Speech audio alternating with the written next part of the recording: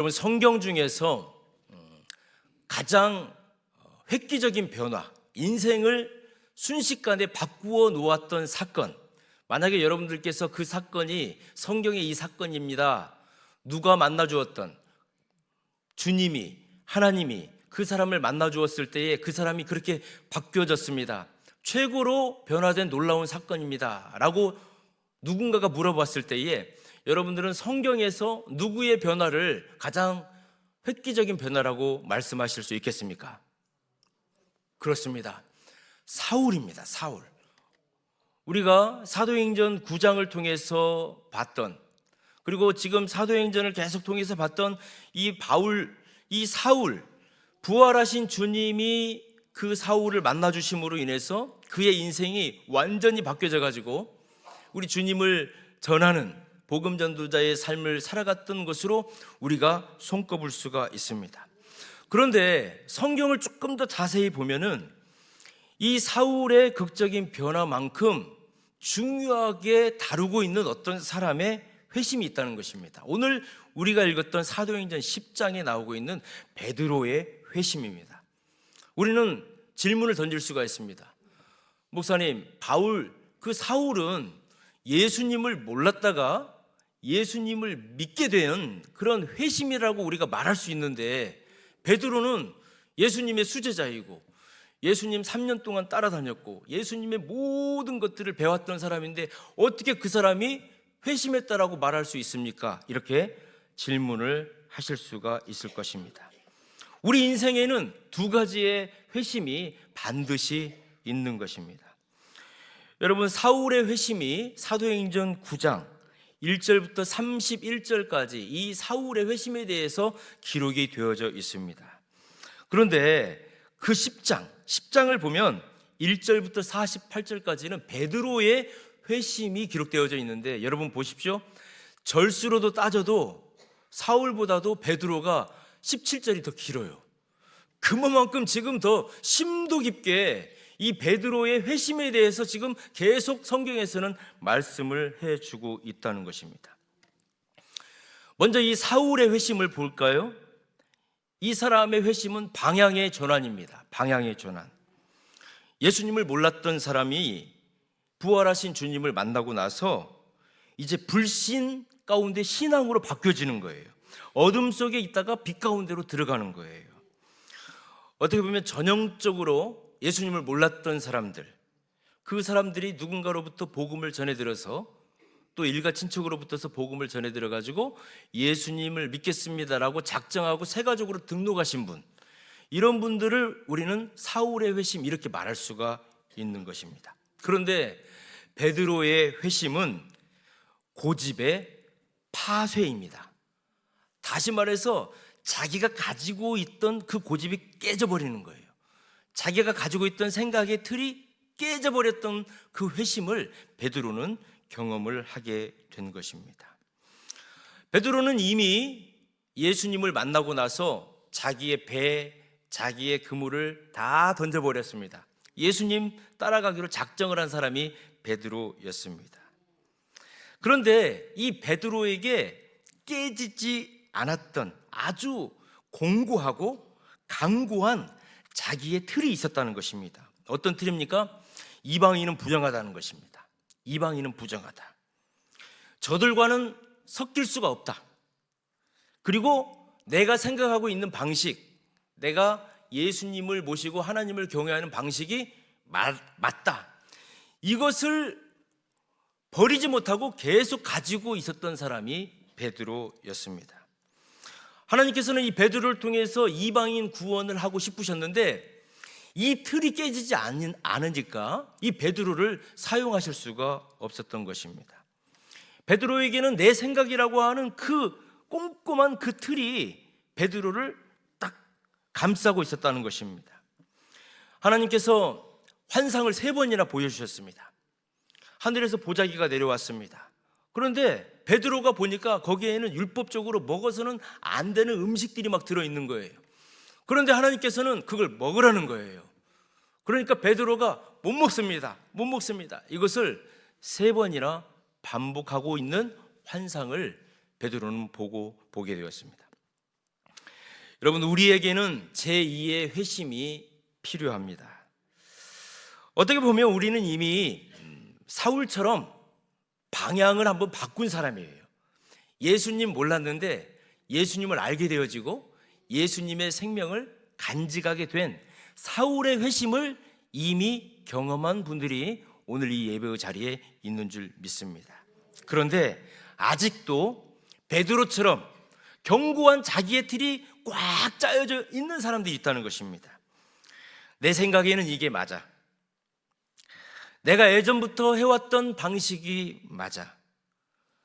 내 기준으로 봤을 때 저 사람은 아니야 라고 하는 틀이 우리에게 항상 있다는 것입니다. 하나님은 더 넓은 세계로 저와 여러분을 보내고 싶은데, 더 큰 은혜를 받고 더 큰 하나님의 은혜와 사랑 가운데 초청을 해가지고 그리로 들어왔으면 좋겠는데, 우리는 하나님 그럴 수 없습니다, 그럴 수 없습니다, 주님 그럴 수 없습니다, 계속 거룩한 거절을 반복하고 있지는 않나 모르겠습니다. 내가 가지고 있는 성경의 지식, 내가 가지고 있는 신학의 지식, 내가 가진 교회 봉사의 경력, 내가 옳다고 믿는 도덕적인 잣대, 오히려 하나님을 생생한 말씀 가운데에서 내 삶에 침투하는 것을 방해하고 있는 그런 요소들이 우리에게는 너무나도 많이 있다는 것입니다. 사랑하는 성도 여러분, 오늘 사도행전 10장의 역사는 우리 교회와 여러분들의 10년 가운데 일어나는 놀라운 변화가 되기를 주님의 이름으로 축원합니다. 믿기는 믿지만 내 생각이 너무 강해서 하나님의 뜻을 이루어 가는데 걸림돌이 되어졌다면, 오늘 이 시간 베드로에게 주셨던 그 회심이 무엇인지를 한번 깨닫고 나의 삶을 바꾸는 그런 은혜가 있기를 주님의 이름으로 축원합니다. 오늘 베드로의 생각을 깨트리셨던 주님께서 우리에게도 말씀을 하십니다. 너의 생각의 틀을 좀 바꿔봐라. 내가 깨끗하다고 한 것을 네가 더럽다, 부정하다라고 말을 하지 말아라. 내가 그어놓은 선을 네가 일부러 지우려고 하지 말아라. 사랑하는 성도 여러분, 베드로가 기도 중에 어떤 환상을 보았습니까? 하늘에서 보자기가 내려왔습니다. 그리고 그 보자기 안에는 율법에서 먹지 말라라고 하는 부정한 짐승들이 가득 담겨져 있었습니다. 그런데 우리 주님께서 말씀하셨습니다. 일어나서 그것을 먹으라는 것입니다. 그때 베드로가 뭐라고 대답합니까? 주여, 그럴 수 없나이다. 여러분, 참 이게 이상하지 않습니까?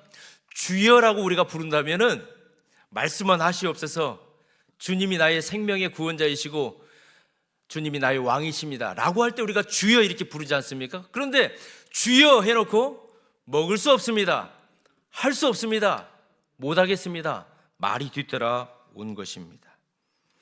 주인이 시키는데 종이 안 하겠다는 것입니다. 이게 우리의 신앙생활 하는데 많은 모순점들이 지금 있다는 것입니다. 베드로는 자신의 종교적인 열심이 너무나도 충만했습니다. 익숙한 전통이 너무나도 편한 것입니다. 그런데 하나님의 생생한 말씀보다도 늘 그것이 앞서 있었다는 것입니다. 그런데 여러분, 베드로가 지금 이 사건에서만 그러는 게 아니에요. 가만히 보면 베드로는 예수님 계실 때도 계속 이랬어요. 마태복음 16장을 보면 우리 예수님께서 십자가의 고난에 대해서 말씀을 하십니다. 제자들에게 나는 이제 십자가를 질 거야, 그리고 나는 죽을 거야, 이렇게 제자들에게 말씀을 하시는데, 그때 제자들이 그럽니다. 그 중에서도 베드로가 그럽니다. 주여, 그리 마옵소서, 이 일이 결코 주님에게 이루어지지 않을 것입니다. 우리 예수님께서 이게 될 거야 라고 하는데 베드로는 주여, 아닙니다, 그거 절대 그렇게 안 될 것입니다. 자기 생각이 너무 강한 거죠. 또 요한복음 13장을 보면 우리 예수님께서 이제 6월절 만찬을 다 하시고 제자들의 발을 씻겨주시려고 하는데 베드로가 그러는 거예요. 주여, 제 발은 절대 씻을 수 없습니다. 여러분, 지금 베드로는 환상을 보면서도 우리 주님께서 이거 먹으라 하는데 주님 저 그거 절대 못 먹습니다. 이게 그때만 그런 게 아니라 이미 예수님 계실 때부터서 자기의 틀이 다 있었다는 거예요. 주님 그래서는 안 됩니다. 주님 절대 그렇게 하시지 못하실 것입니다. 왜요? 자기가 가지고 있는 틀이 제일 먼저 중요하기 때문에 그렇습니다. 여러분, 신앙이란 무엇일까요? 내 생각을 계속 이야기하고 관철시키는 것이 신앙이 아닙니다. 하나님의 말씀 앞에 내 경험, 내 성질, 내 성품을 무너뜨리고 무릎을 꿇는 거예요. 베드로가 가지고 있는 나는 절대 못합니다, 이 생각을 내려놓게 하신 후에야만이 우리 주님께서는 베드로를 사용하실 수가 있었던 것입니다. 창세기 35장 11절 말씀을 보면 하나님께서 야곱에게 이런 약속을 해주십니다. 왕들이 부서진 너의 허리에서 나올 것이다. 여러분, 하나님께서 야곱에게 이런 축복을 해주시는 거예요. 왕들이 너의 부서진 허리에서 나올 것이다. 그런데 여러분, 이 축복이 언제 나온 줄 아십니까? 지금 이것은 창세기 35장에 우리 하나님께서 축복해 주시는 건데 32장을 보면 야복강가에서 이 야곱이 하나님보다도 더 소중하게 여겼던 자기의 환도뼈가 있거든요. 이 환도뼈가 튼튼했기 때문에 야곱은 언제든지 거짓말하고 도망가도 됐어요. 환도뼈가 튼튼했기 때문에. 실은 이 환도뼈가 야곱에게 하나님이었습니다. 그런데 하나님께서 이 환도뼈를 끊으셨어요. 그리고 나서 야곱에게 축복해 주시는 거예요.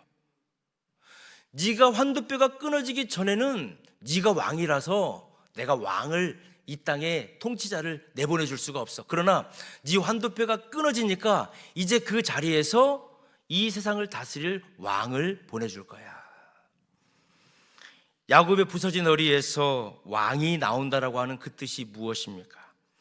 네 허리가 꿋꿋하게 살아있으면 네 인생의 왕이 너야. 그러나 네 허리가 부서지면, 네 고집이 꺾이면 비로소 하나님의 통치가 너로부터서 임하게 되는 거야. 그 통치가 임할 때 너를 통해서 왕이 나오는 거야. 우리는 흔히 내 생각과 하나님이 주시는 말씀, 설교 말씀에서 딱 맞으면 은혜 받았다라고 말을 합니다. 그런데 내가 생각한 대로 설교 말씀이 진행이 되지 않고 내가 결론을 맺고 있는데 그 말씀대로 결론이 안 맺어지면 이제 집에 와가지고 이 설교에 대한 평가가 시작이 됩니다. 우리 교회 성도님들이 그런다는 게 아니에요. 우리 교회 성도님들은 그런 성도님들이 없습니다. 그런데 이제 그 설교가 내 마음에 안 들어요. 그러면 그 설교의 애화가 너무나도 뒤떨어진 애화인데 어떻게 그렇게 결론을 맺을 수가 있지? 또 그러다가 그 찬양대의 그 소프라노 소리가 너무 안 맞았어. 막 설교를 비판했다가 찬양대를 비판했다가 막 예배가 뒤죽박죽이 되어버려요. 사랑하는 성도 여러분, 내 상식으로는 도저히 용납되지 않지만 주님이 말씀하여 주시는 그 자리에서 주님의 말씀을 듣는 것, 그것이 설교가 되어지고 예배가 되어야 될 줄 믿습니다. 사랑하는 성도 여러분, 부서진 허리에서 왕이 나온다라고 말했습니다. 여러분의 자아가 부서진 그 틈 사이로 하나님의 위대한 영광이 흘러나오기를 주님의 이름으로 축원합니다. 설교와 예배는 받는 것입니다. 주님의 말씀으로 받는 것입니다. 하나님이 깨끗하다고 하신 것을 내가 속되다라고 말할 수 없는 것입니다. 내 생각의 틀이 깨어지면 가장 어떤 변화가 나의 삶 가운데 임하는 줄 아십니까? 사람을 보는 시선이 바뀌어지는 것입니다.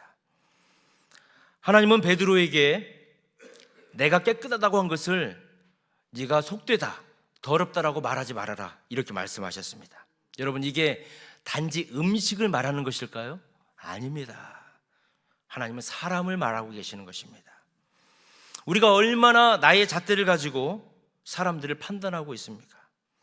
저 사람은 교회는 나오지만 예전에는 그랬던 사람이야 라고 하는 것으로 그 사람을 이미 우리는 정죄하고 판단하고 있는 것입니다.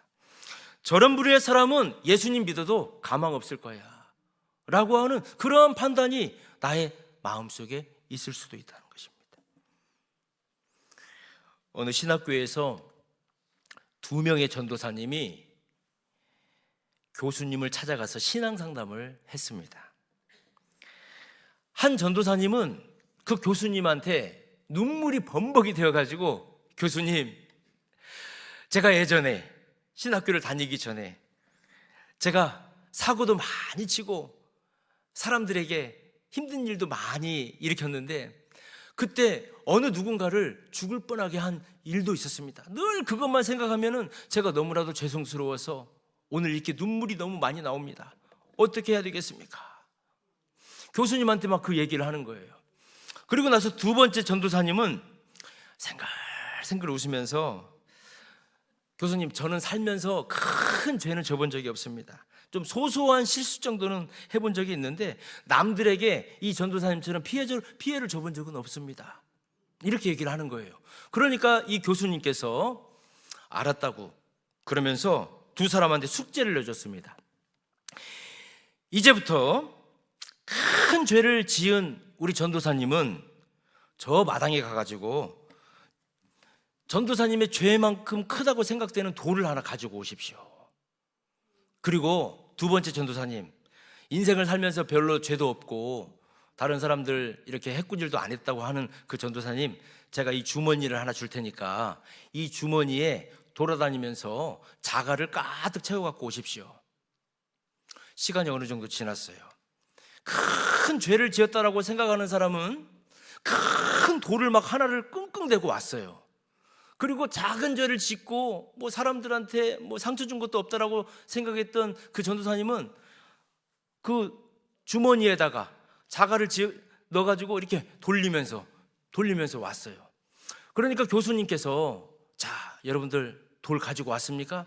그렇다면은 원래 가지고 왔던 자리에다가 그 돌을 갖다 놓으십시오. 그런 거예요. 그러니까 큰 돌을 갖고 왔던 전도사님은 자기가 어디에서 그 돌을 갖고 왔는지 알잖아요. 그 돌이 패여져 있고 흙이 옮겨져 있는 데를 알잖아요. 교수님이 그런 거예요. 1cm도 착오 없이 가지고 왔던 데에다가 그 돌을 반드시 갖다 놔야 된다고. 그 큰 돌을 갖고 왔던 전도사님은 한 번에 그 자리에다 갖다 놨어요. 그런데 주머니에다가 돌멩이를 갖고 왔던 전도사님은 이제 머리가 너무 아픈 거예요. 그 돌을 어디서 주웠는지를 모르는 거예요. 산에서 주웠는지, 골짜기에서 주웠는지, 길에서 주웠는지 하나도 그 돌멩이를 그 자리에다가 놓을 수가 없었다는 거예요. 사랑하는 성도 여러분, 우리는 다른 사람들이 큰 돌을 갖고 다니는 건 봐요. 그러면서 저 사람 나쁜 짓 했군. 그런데 실은 나는 주머니에다가 작은 자갈들을 엄청 가지고 다니는 사람이에요. 그런데 나의 이 자갈은 너무나도 많아가지고 내가 어떤 죄를 지었는지조차도 나는 몰라요. 나는 하나님 앞에 죄도 없다라고 생각을 하면서도 실은 미움과 시기와 질투와 거짓말과 하나님 경외하지 않는 것과 예배 가운데 집중하지 않는 수많은 죄들의 자갈을 가지고 다니는데도 우리는 눈에 보여져 있는 큰 돌만 가지고 다니는 사람들을 보면서 정죄하면서 비판한다는 거예요. 우리 주님께서는 이 베드로에게 그것을 깨우쳐 주신 거예요. 베드로야, 네가 바로 그 큰 죄를 지고 살았던 사람이야. 나는 십자가에서 대속의 피를 다 흘림으로 인해서 모든 사람에게 영원한 생명을 주었고 그것을 알려주기 위해서 너를 제자로 삼았고 너에게 이 사명, 복음을 전하라고 하는 사명을 남겨놓았는데 왜 너는 내가 남겨놓은 그 사명을 거부하면서 끝까지 너의 생각과 너의 고집을 가지고 깨끗하다라고 내가 이미 정죄함이 없다라고 한 나의 백성들과 나의 자녀들을 왜 네가 부정하다고 하느냐. 사랑하는 성도 여러분, 베드로는 그 예수 그리스도의 은혜와 사랑을 정말 가슴속으로 간직하게 되었습니다. 하나님께서 깨끗하게 하신 그 사람을 내가 더럽다라고 정죄할 수 없다라고 하는 것을 베드로는 회개하게 되었습니다. 사랑하는 성도 여러분, 신앙의 핵심은 평가가 아니라 경청에 있는 줄 믿습니다. 주님의 음성을 경청하는 것입니다. 고넬료의 태도를 한번 보십시오. 고넬료, 이 고넬료는 어떤 사람입니까? 천사를 만난 사람 아닙니까? 신비한 체험을 한 사람입니다. 하늘의 환상을 직접 본 사람입니다. 그 정도, 고넬료처럼 그 정도 체험을 했으면은 하나님과 직통 계시를 받은 사람 아닙니까? 교만해질 수도 있는 사람 아닙니까? 그런데 이 고넬료는 어떻게 했습니까? 하나님의 지시를 따라서 베드로를 청하게 되는 것입니다. 그리고 베드로 앞에 엎드려서 하나님의 말씀 듣기를 갈망했고 베드로가 베푼 그 설교를 경청했습니다. 오늘 예배를 드리는, 오늘 이 기도의 자리에 나오시는 사랑하는 믿음의 식구 여러분, 오늘 우리에게 필요한 것은 이 말씀의 경청과 예수 그리스도의 보혈의 은혜를 회복하는 것인 줄 믿습니다. 우리는 언제부턴가 듣는 자가 아니라 평가하는 자가 되어버렸습니다. 설교자가 대단해서 그 설교를 듣는 것 여러분 아닙니다. 하나님이 세우신 질서를 우리가 지키는 것입니다. 그 투박한 입술을 통해서 내 심령을 찌르는 하나님의 음성을 찾아내는 것이 예배가 되어야 되고 설교 말씀을 듣는 것이 되어야 될 줄 믿습니다. 말씀하여 주시옵소서, 종이 듣겠나이다라고 고백했던 그 사무엘의 그 믿음의 고백이 이 시간 저와 여러분에게 있기를 주님의 이름으로 축원합니다. 평가의 잣대를 내려놓는 것입니다. 우리 믿음의 식구들 안에서도 우리의 평가의 잣대를 내려놓는 거예요. 베드로가 가지고 있었던 저 사람은 안 돼, 이방인은 안 돼, 섞일 수가 없어, 우리 안에 들어와서는 안 되라고 했던 그 유대적인 사고를 우리는 예수의 보혈로 끊어내버려야 될 줄 믿습니다. 그리고 경청의 무릎을 꿇는 것입니다. 주님이 주시는 말씀을 언제나 경청하며 사모하며 듣는 것입니다. 비로소 그 말씀이 마음속에 들려질 때에 저와 여러분의 삶은 변화되어지고 능력의 삶을 살아가게 될 줄 믿습니다. 여러분이 가두고 있는 내 생각이라고 하는 그 틀을 이제 열고 우리가 나오는 것입니다. 내 계획, 때로는 내 자존심, 내 고집이라고 하는 낡은 그 틀을 깨는 것입니다. 누구의 이름으로요? 예수 그리스도의 이름으로.